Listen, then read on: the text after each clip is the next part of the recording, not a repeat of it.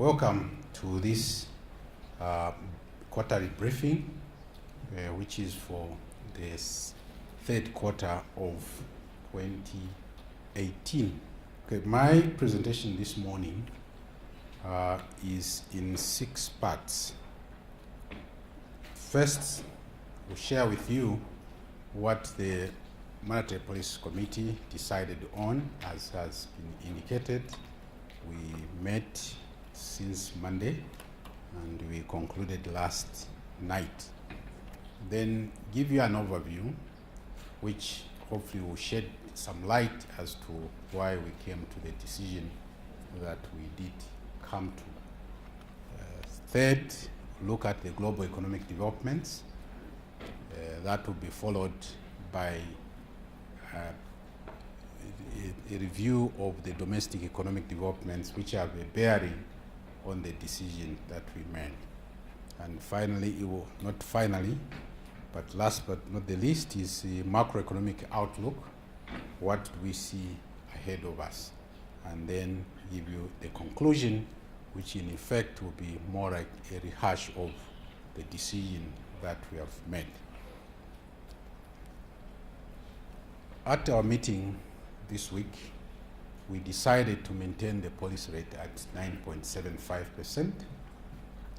This is for a variety of reasons, which included our view of inflation going forward.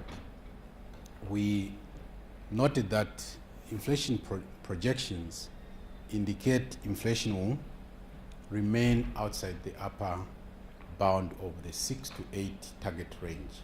As you know, we have for some time now been aiming for 6 to 8% as the target range, and this is what was also given to us by the Minister of Finance in her budget speech.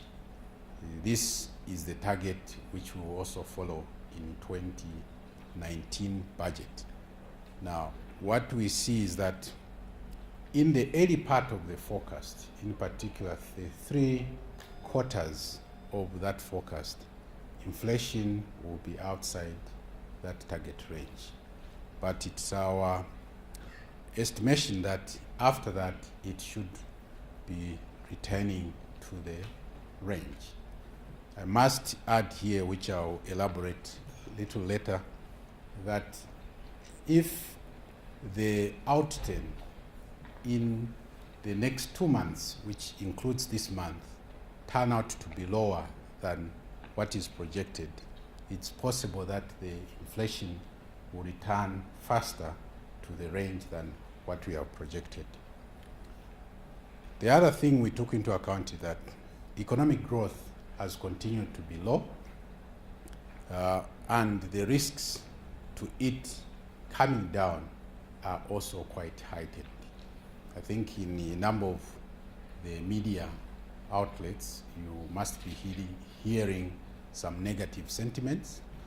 We take those into account, and growth is so important because without growth, our aspiration to reduce poverty will remain just that, an aspiration.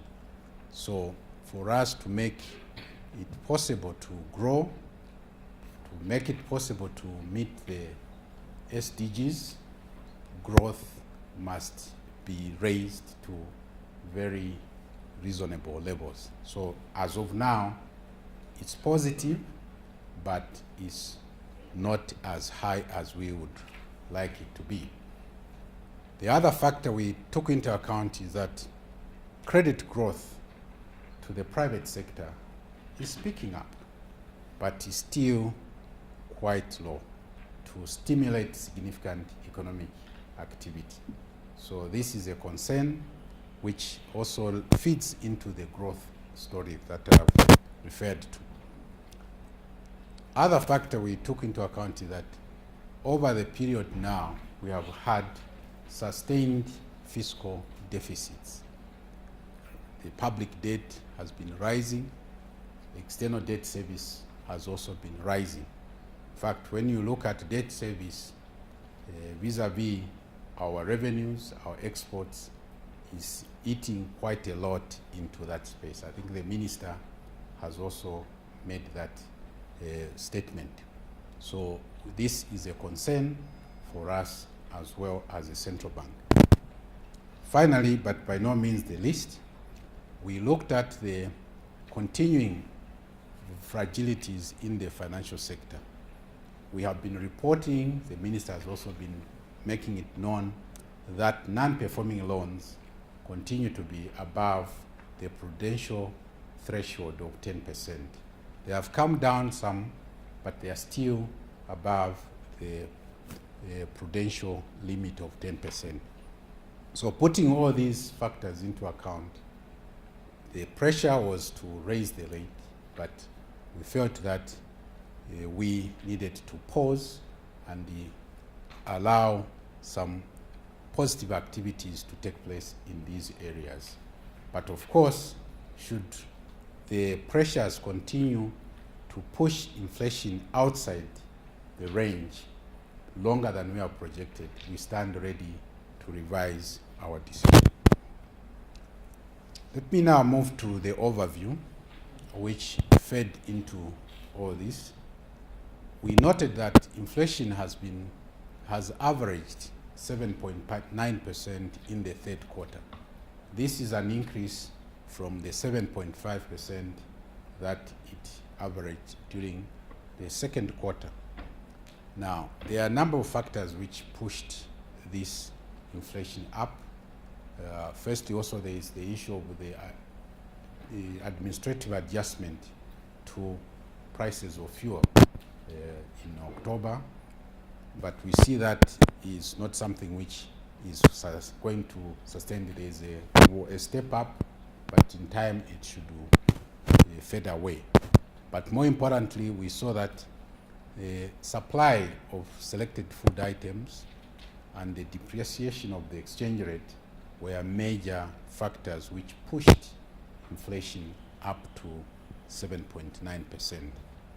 Indeed, the depreciation that we saw in September, which I'll come to later, continued to put pressure on inflation in October, such that inflation pushed even further to outside the range to 8.3%.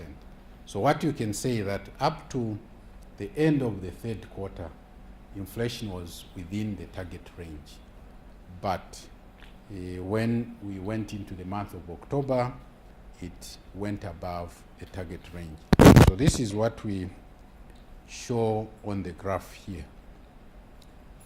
The orange line, that's the non-food inflation. You can see that also it's been inching up, which is what the depreciation of the exchange rate is a major driver of that. Then we see food, which is the green. It came down somewhat, but overall you can see food has been going up since about February this year. So it has continued to be up, which the black line is the overall inflation, which takes the two into account. So you can see that it has been rising. Last time when we met, that was in August. You can see where it was, but it has kind of turned. So this is something which we are concerned about, but we are also concerned about the other things. Now that it is not very much outside the target range, we feel we can allow that to happen for a while until we see that the other variables do pick up. The other thing we noted during this period is that to maintain our monetary policy stance, we watch the interbank rate, which is the green line on this graph. Now, the red line, that's our policy rate. So the idea in announcing this policy rate is that the interbank rate should be around there.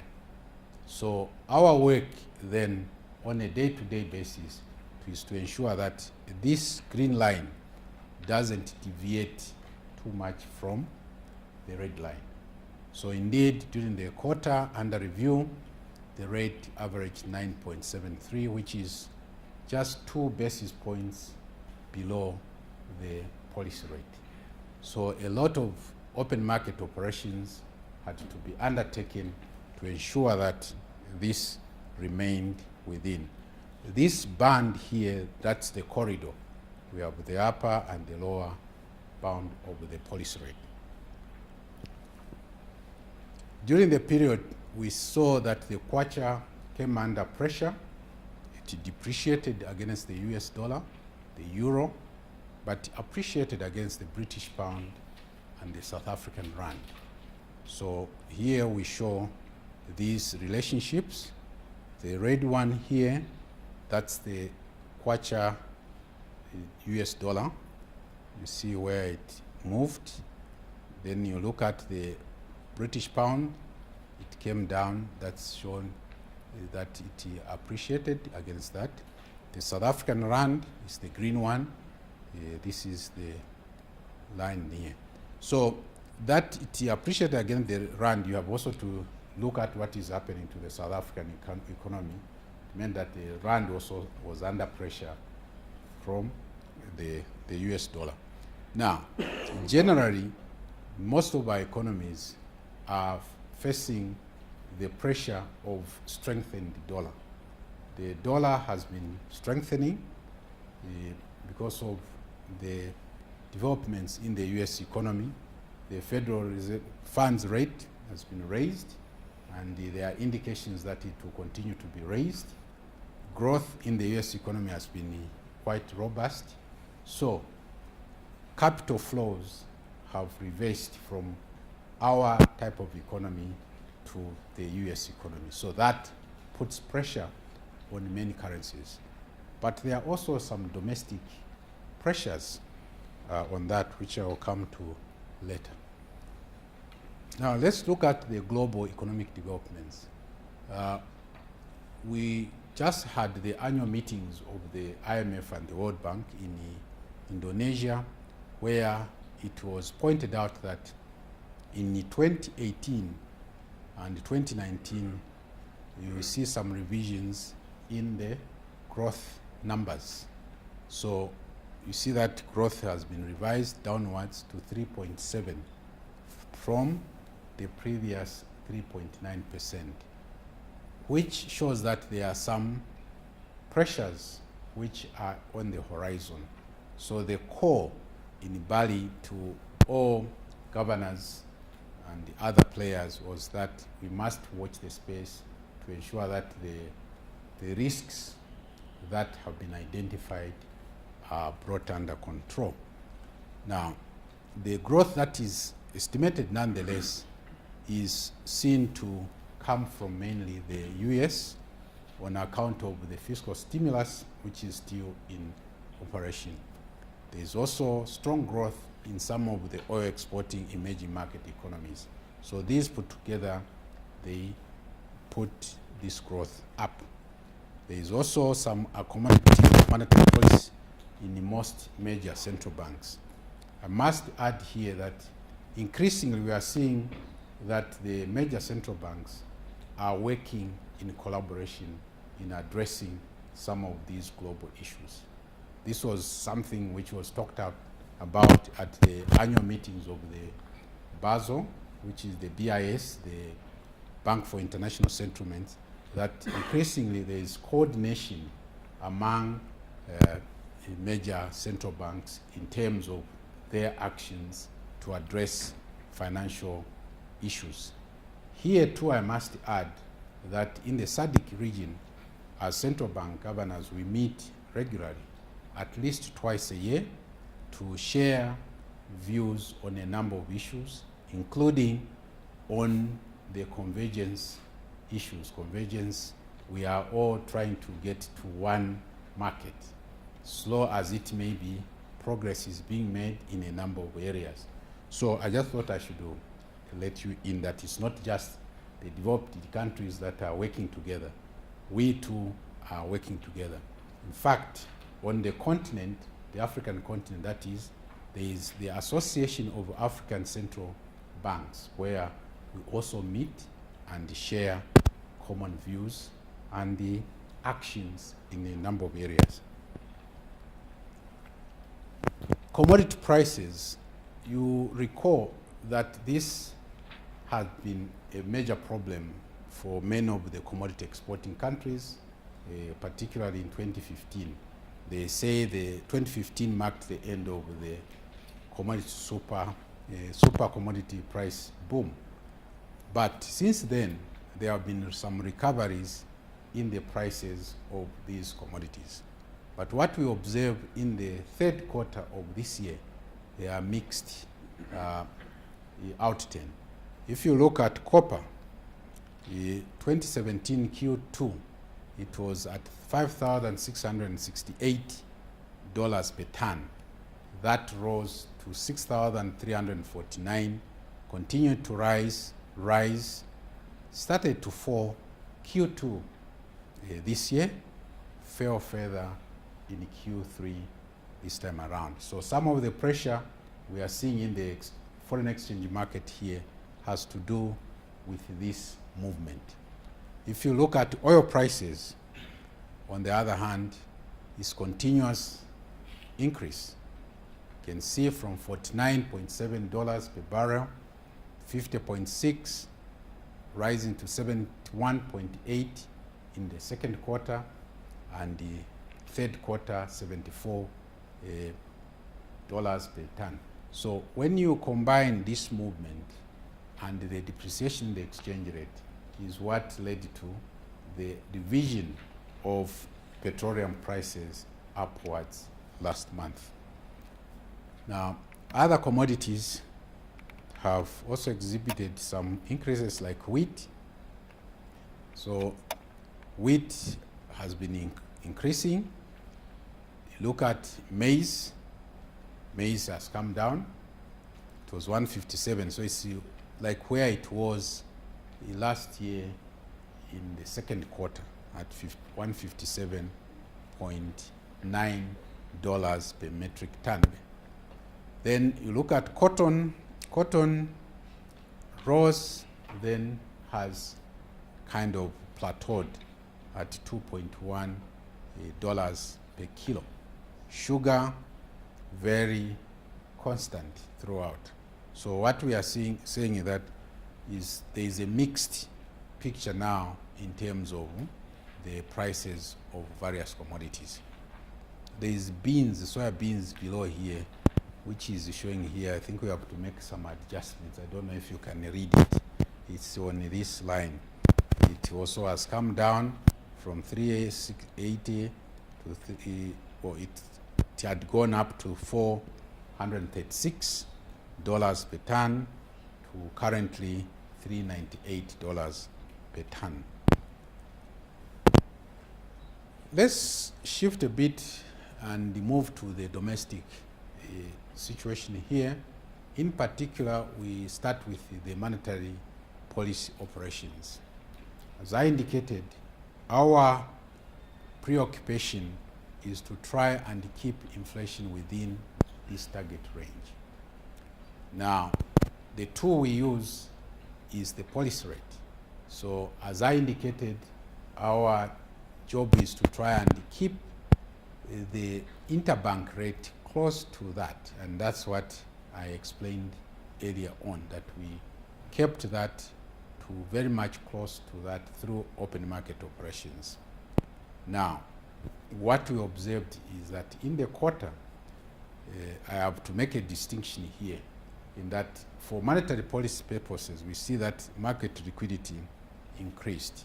But I'm sure if I asked any one of you, one of the immediate things said, we don't have money. You know, we have heard this when you go out, people say we don't have money. So there are two aspects to this. This is what the banks are holding in the current account balances. Here we look. Now, that money obviously can also be made available to the market out there for lending. And that's where I think you are saying you don't see the money moving out. So what we observe is that in spite of this increase in liquidity, lending is not happening at the rate that you'd like it to be. Therefore, we see that interest rates continue to rise, which also acts as a barrier to people to borrow from the bank. banks. So for the common person, that liquidity is tight. But I think for the banking system, when you look at the current account balances, we see that there's some liquidity. Now, why did this come about? We had some maturities in government securities. That means some of the people who had invested in that did not reinvest that money, so it went, which increased the liquidity available to the banks. We also, for reserves build up, we have to buy some foreigners, and when we do so, we inject some liquidity into the market. So this is what this second bullet point is showing. Now, in terms of how we really assess this is the table we look at. So we see we had the opening balance was 1.1 billion kwacha, and the closing balance was 2.5 billion. So that's the increase we are talking about. So you can see Q1 1.4, but we closed at 0.8, which was tighter. Then we see some bit of more liquidity. This is 2.5 times more than that. So that's what we are talking about. Then when we look at the forex influence I was talking about, that's the injection we're talking about. Government spending kind of prepaid those maturities. Statutory reserves, the banks continuously move in and put in money in statutory reserves here at the bank, depending on the level of deposits. Then government securities, as I said, see that was a big, quite injection there. So this, you look at it at your own time, but I just wanted to show you that. Now, ordinarily, when there's a lot of liquidity in the market, we don't expect the banks to be very active in the interbank market. But we have some peculiarity here in that funds are concentrated. They are not readily available to all the banks. In other words, there are some banks who have money while others don't have. So those who don't have obviously will be looking for money, short of them coming to the overnight lending facility here at the central bank. But we try to encourage them to find that money amongst themselves. So because of that concentration, you see that the trading activity in the interbank was quite huge. You see, it started in March 18. Well, it was 36.9 in December last year, came down a bit, but went up, and has continued to go up in the third quarter. So concentration of liquidity gives rise to this increased activity in the interbank market. Ordinarily, if the funds were readily available to all, then you wouldn't see as much activity when there is increased liquidity. The money market itself, we see that this continued concentration, the volume of funds accessed through the overnight lending rose also. Now, yes, banks try to trade amongst themselves, but they have limits. So some of the banks have lower limits on those who may requiring money. So those who can't access the money through their colleagues, then they come to the central bank. So this is the overnight lending facility. Here you see that there was quite increased activity. Now, ordinarily, this should not be an encouraged activity on the part of the banks, because it shows that maybe they are not managing their cash flows well. But we recognize some of the peculiarities which obtain in the market. So, because we don't want you as customers, if you go to the bank, you know you have money, and you say, can I withdraw? They tell you there is no money. That is not a response you want to hear. So banks will do everything they can, and we stand ready also to support them in that, but with some counsel that they should try to manage their affairs a little bit better. On the part of the government securities market, here in the if you recall earlier meetings, we were saying that there was strong demand for government securities. Unfortunately, as people may say, nothing lasts forever. So this we see now has happened, that there is low demand in the government securities market.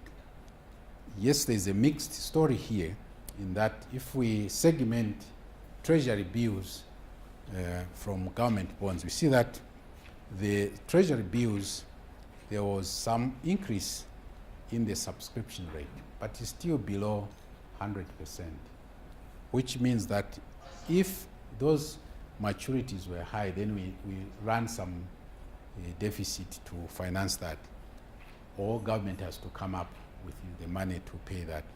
So ordinarily we would want 100%, but of course we do build in what we ask from the market something for maturities and for government financing. So that there is a shortfall here doesn't necessarily mean, I must hasten to add, that there is a deficit. That's another stage in the process. But the point we want to make is that the demand has reduced for government securities.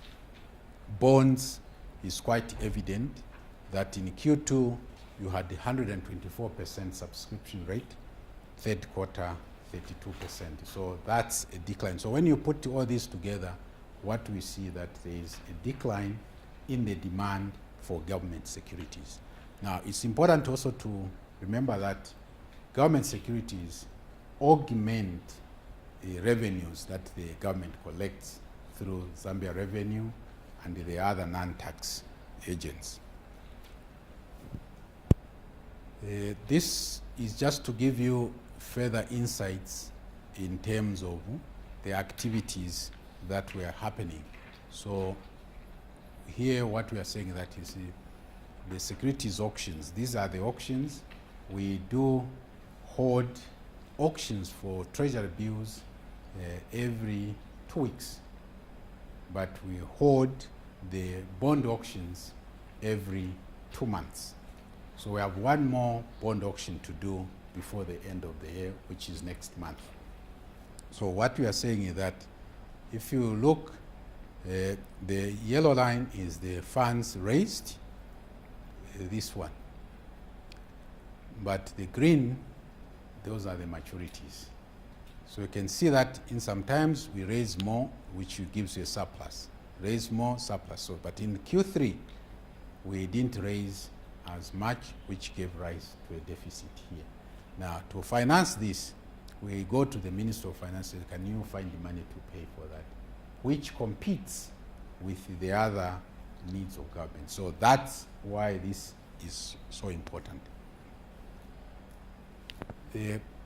Further insights into the government securities market is that the stock of outstanding government securities rose to 54.7 billion kwacha. I think this number has been pronounced by the minister also in her briefs. So what we are seeing is that in spite of that shortfall in the Q3, still the stock of government securities has gone up. So you see it's now for this, the orange, that's bonds, and for treasury bills, this is the blue. So you can see the treasury bills have been trending downwards.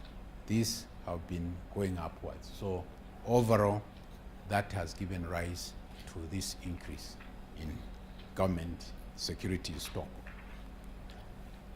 Non-resident investors, we have talked about these, that they are important in a number of respects.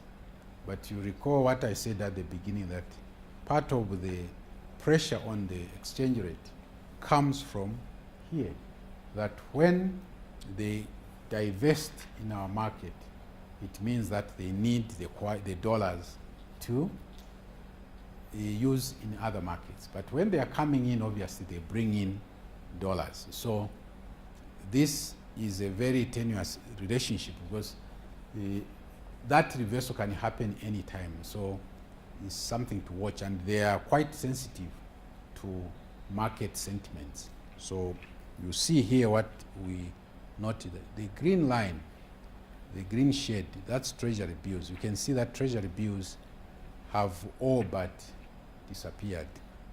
Well, this is high frequency, the longest being 364 days.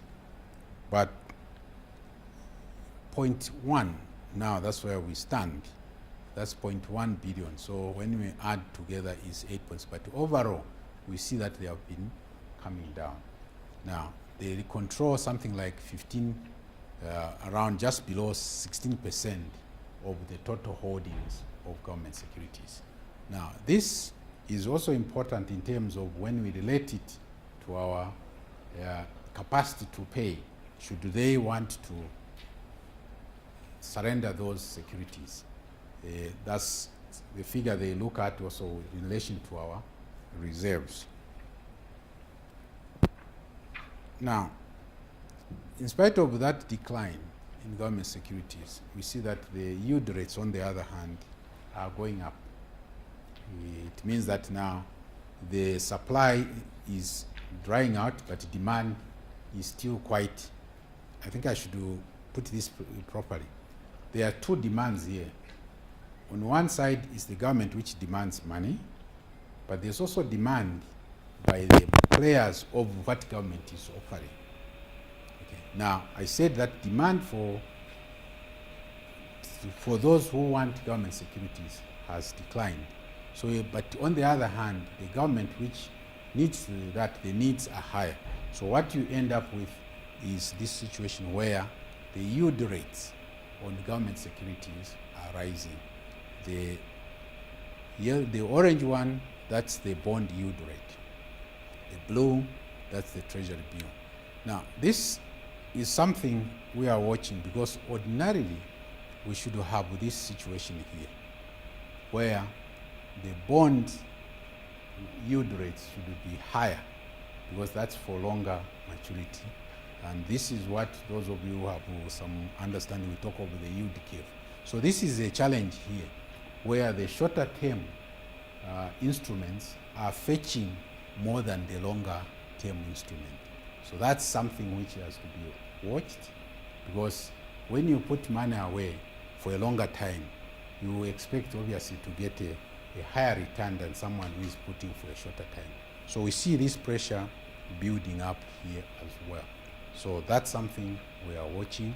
So we are hoping that maybe when we hold the last auction, there might be separation of this. You can see the treasury bills are shooting through the yield curve for bonds. I mentioned that the credit is not growing as fast. One of the factors underlying that is the interest rates, the lending rates. Now, it's fair to say that lending rates have come down. They have declined from by a full 1.3 percentage points. But the concern we have with that, yes, it's good that it's coming down, but at that level, is it not too high to stimulate economic activity? Imagine you are borrowing at 23%. That means your project return must be way above that for you to be able to repay the loan. So these high rates also has implications on those who have borrowed, because should you miss your payment, then pressure mounts. So the non-performing loans that we are talking about also is informed by what is happening here. So we are happy that it's coming down, but we would like it to come a lot faster down. But there are risks also when banks reduce that so quickly, because they hold your deposits. So if they are not able to raise that money, when you go, as I said, you don't want to hear the word that there is no money. So it's a very delicate balance that has to be struck between the two. But what we are saying that they're coming down, but they could come down a lot more. Now, this small decline that we saw was made possible by the accommodative monetary policy stance that we have maintained since February last year, we had reduced the policy rate 5 consecutive quarters until we paused. I think it was May. This is the third time I think we are holding the rate at the same position. Now, the savings rate for the smaller depositors barely moved, 8.3. It was 8.2 the previous month, so it's hardly a movement. So the policy rate is this blue, the savings rate is this. Now, it's this which you complain and people complain about, this gap, the spread. But there are some other rates here which we have not indicated, which banks use. For those who are able to negotiate, they are able to get somewhere here, not there. But those who cannot negotiate, this is what you are given by the banks. So there is this dichotomy that we have to understand that goes on in the market. Now, if we excluded some of those what we call outliers, banks who have very high rates and those who have very low, we just have two anyway, very high and low, the picture doesn't change much. This is the picture. When we remove those, it just moves, hardly moves to there from 21 to 21, from 21.7 to 21. So it's not much, but at least it gives you a picture that there is some bit of a difference between the institutions. Credit growth directly and money supply. We note that during the quarter under review, credit grew by 9.9% from 2.9. So that's great to see that movement. But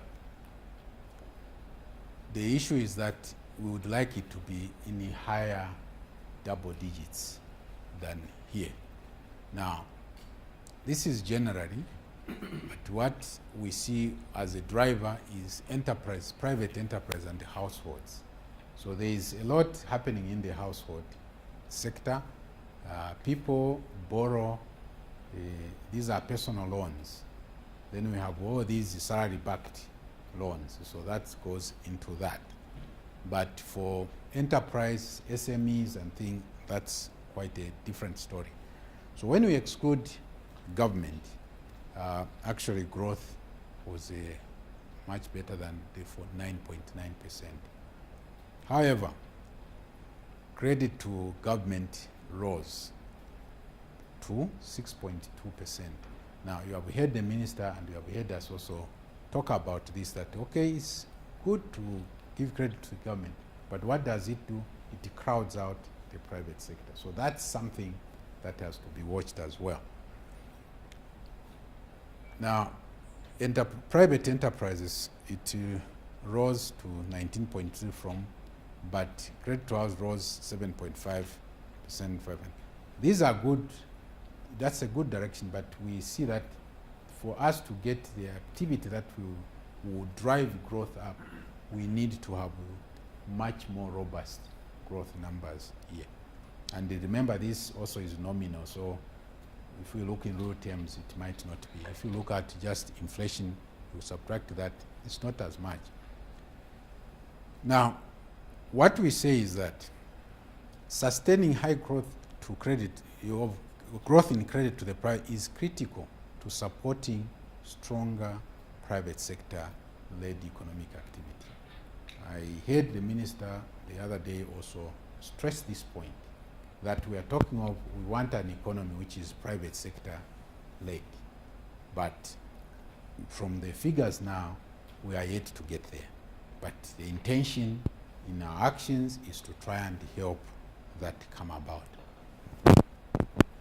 Now, in terms of money supply, we see that money supply actually did increase during this time. And this is just to give you the breakdown between various and the sectors, segments. So to government, total credit including government, excluding government, If we look at public enterprises, these are the SOEs, state-owned enterprises. They are also borrowing there. Government 6.2, which I referred. Private enterprise 19.2. Households 7.5. Then non-bank financial institutions 20.4. Now, high interest rates should ring a bell to you here, that the non-bank financial institutions also get their money from banks oftentimes. So if they are getting at a higher cost, they will make some markups, which makes credit even more expensive. In terms of money supply, we see that money supply actually went up, which is a plus, because for economy to grow, you need money to fuel that. So this growth is welcome, but it's still also quite low. Now, how did this come about? It came about through the increase in kwacha deposits and the valuation effects. Now, that's not very healthy when it's just growing because of valuation effects, because really you haven't changed much. It's just that in terms of kwacha, it's the same quantum of dollars that you have, but when you translate them into kwacha, they become high.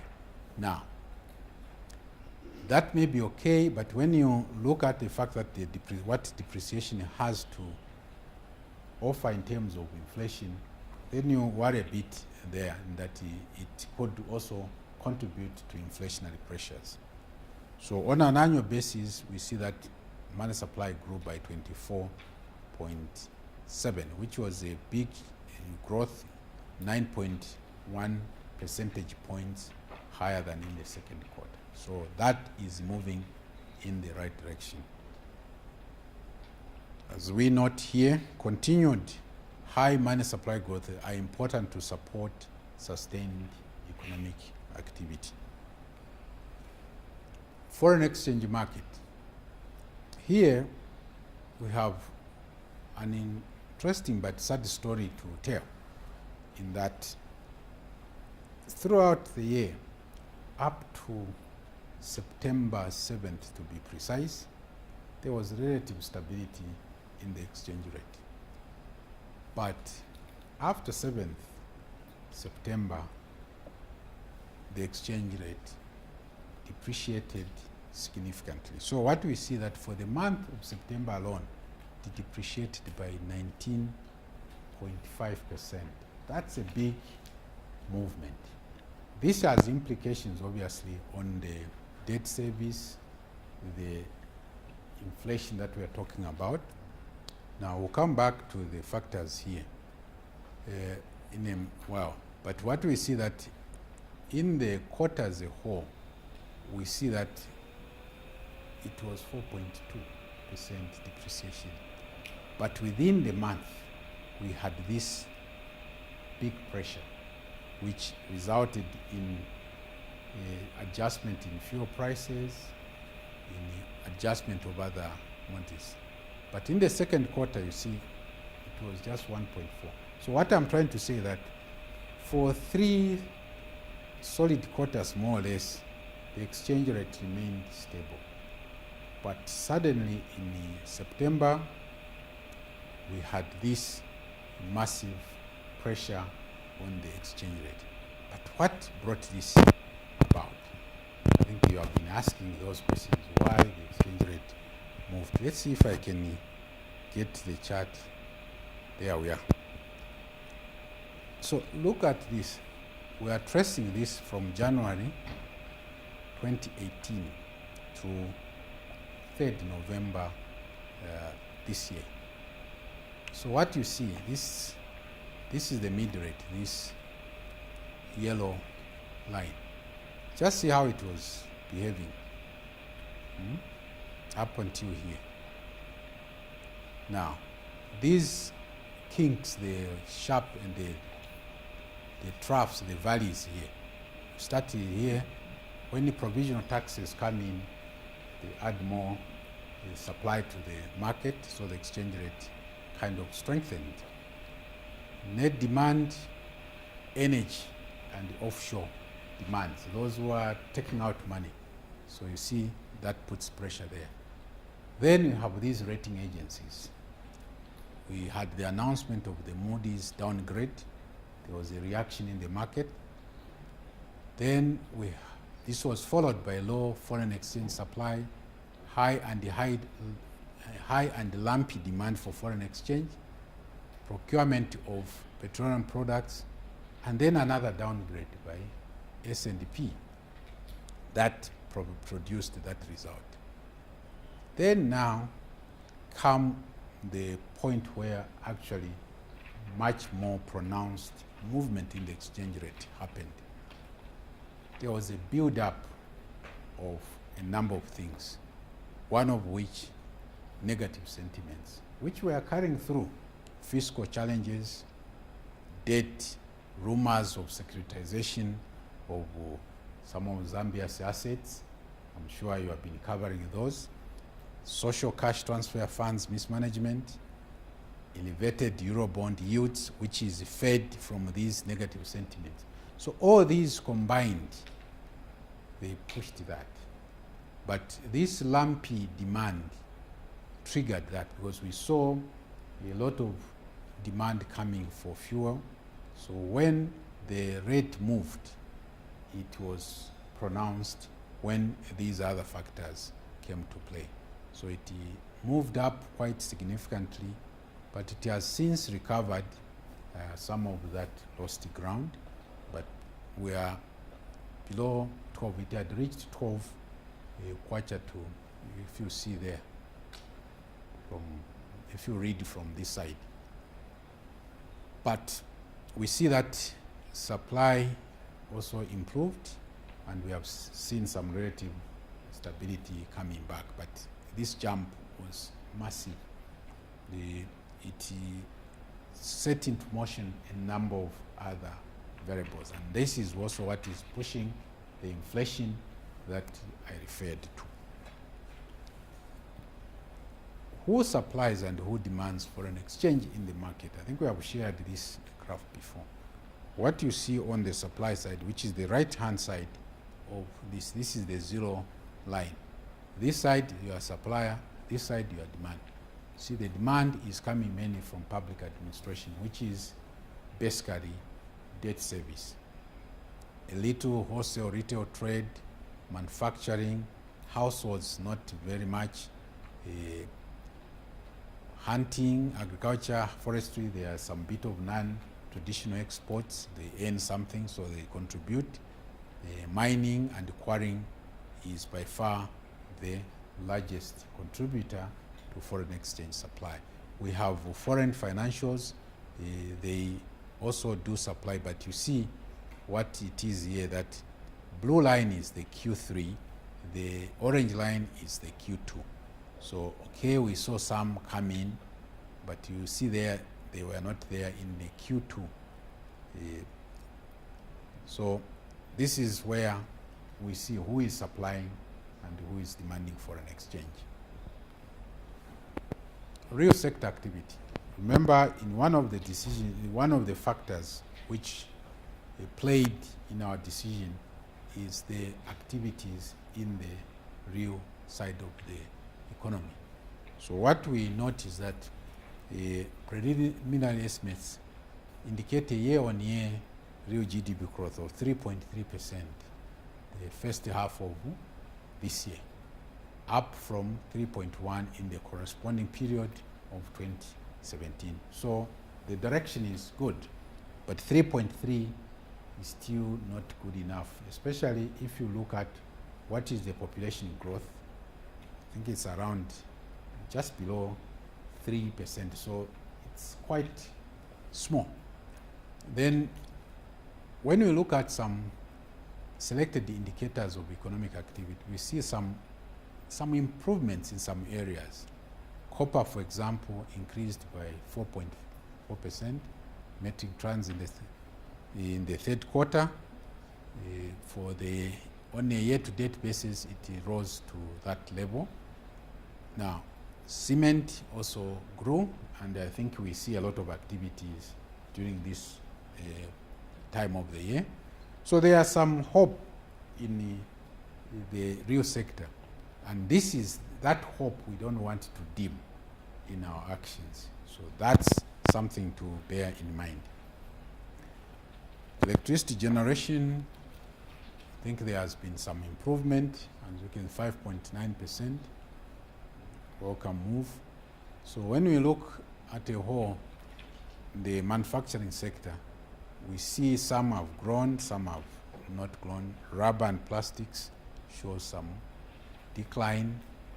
Leather, 1.7. We do have, by the way, good leather here, but we don't quite use it much, just like we have good timber, but we don't use it much for ourselves. Fabricated metal products, they went up. So these are, in a sense, are the ones which give us also the non-traditional export earnings. Sorry. This is the spending, real sector, consumer spending declined in the fourth quarter compared to the 4 point, the previous quarter. So when we look from the previous quarter, there was a bit of increase. This retail sales and this real sales, this is nominal, the blue, the orange, that's, now, why am I spending time here? I think we have seen a lot of malls here. This is where this is coming from. So people are spending money, but maybe not a whole lot more. But we see a lot of malls coming on. I think like every other month there is a new mall which is being inaugurated. But what we see is that the occupation of those shops is not much. People are moving. They go, if there are promotions on rent, you move to that and that. So it's not quite clear where the end position is. But we see a lot of activity in that space. External sector. Here it's important to point out that the current account deficit narrowed. That's very important because that's one of the indicators of the standing of our economy vis-a-vis the outside world. But I must point out here that there's still some issues in terms of the numbers which we should use, especially in the case of cobalt. I think there are some issues of ownership arrangement, but we have got this on the basis of the balance of payment manual, which we all use globally. So on that basis, we see that the current account deficit has narrowed. It was $290 million now to 277. Exports also have increased.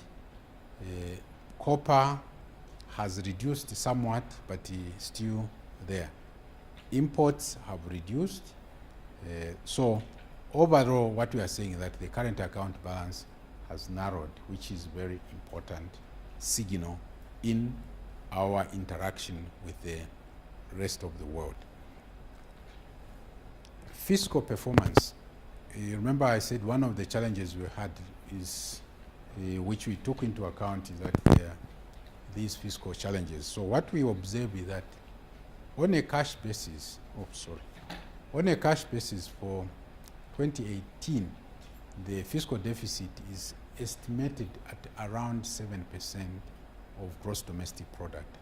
The budget, however, was 6.1%, so we are above the target. I think that's what we say, that being above, especially if it persists, it generates its own pressures. The actual outturn for 2017 also is 7.8%. So when you look 7 and 7.8%, that's good, but this was the target, 6.1%. So this is where I think the minister are talking about those austerity measures that need to be implemented. Now, on the other hand, what we see that while this is coming down from there is this other issue which is going on, that domestic arrears have risen to 14.7 billion.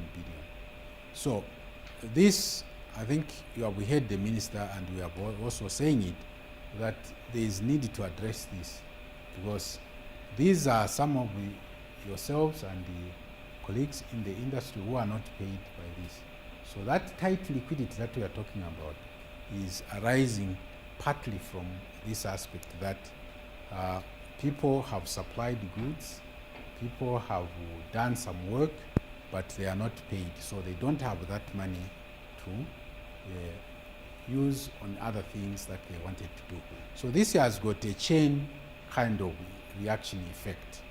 You don't pay one person, they will not pay the other, and eventually they end up in the banking sector, because one will have perhaps borrowed from the bank and they are not able to repay the thing. So some of those non-performing loans come from this fact. So the minister is alive to this, and she is pushing to ensure that this matter is put under control, particularly as we go in 2019. So what we are saying is that speedy implementation of austerity measures outlined by the government has the potential to moderate liquidity challenges, debt default risk, and threats to the stability of the financial sector. So that's the message that we are putting out there, which the minister has also acknowledged and putting pressure. So what we are saying that in the 2019 budget, there is need for the reobservance of the budget so that we can move forward in a better way. Inflation. So during the quarter, I already mentioned this. I think I spent a great deal of time here, but just the elements of here, that we see that food inflation increased to an average of 8.3 from 7.0 in second quarter. Non-food inflation, on the other hand, declined to an average of 7 from 8.2. But the story is kind of changed already in October. This has gone up because of that depreciation and also the administrative adjustment in the price of fuel. So month on month, it's not big, and this is the point also we are making, that if we look at the 2 months remaining to the year, if inflation is at 7.9%, we expect that unless there is dramatic change, inflation could still be lower than we are projected. So that's the caution that we are putting out there, that yes, we are projected high inflation, but there is a likelihood that it could also, when we look at the actual outturn, it could come down a lot faster. So as I indicated, you see in October it rose to that. Non-food, see it rose to that, whereas food inflation declined to that. But you may argue, because when you go to the market, you say, no, the price of food has gone up. But well, it's the aggregate we are looking at and the change in that price level. Okay. So this is just inflation developments. This is now month on month. You can see that this is what is worrying us. Non-food, you see how it shot September. Then food, not as much, but the overall result is pushing this inflation month on month. But overall, you see there are peaks and the troughs. So, but we want to be somewhere around that if we can. But that's a challenge. Growth. Growth is one of the major concerns we have. Because look at this way. In 2012, growth was at that. Look at what has been happening. Since then, it's been coming down to 3.4. There's projection, but indications, as I said, are that this may not be realized because there is a lot of negative sentiments out there and there are real issues on the ground. So our message is that really we need to pay a lot more attention to this matter. As a country, as a nation, we all need to join hands to see how can we push growth up. We should be playing around there, not here. This is way below our potential as a country. But you see, when you stay at a certain level for a certain time, it starts becoming like normal. But that's not it. We should not accept that. We should be pushing our growth to go up. So the effort we are making to try and reduce interest rate, to keep the policy rate at the same level, is to try and help get this moving forward. Now, the outlook. As I said, we project that inflation will remain outside the outward bound target rate during the first 3 quarters of the forecast period. Fourth quarter inflation and third quarter of 2020. The trend towards the midpoint of the thereafter. So what we are saying that for the next 3 quarters, that is fourth quarter this, but as I said, if the outturn in the fourth quarter is less than what we are projected, it could come back to the range sooner than that. That's the thing we are saying. So, having said that, we say that the inflation outlook is actually dominated by upside risks. And what are those? Some of these are tighter than expected global financial conditions. You know, there's all these trade wars which are going on. They have an effect on us. We can't just say, oh, it's happening between US and China. But China buys a lot of our copper. So if they are affected, it means that they will not be able to buy much of our copper. So that's something to be aware of. We have this issue also higher than expected crude oil prices. For oil exporting countries, it's great. But for importers, it's another matter. Lower than anticipated copper prices, again arising from these conditions affect that. Higher than programmed fiscal deficit. You remember I said the projected outturn is 7, but the target was 6.1. So that has implications on inflation. Rising debt service payments, that's a major challenge that we have to confront.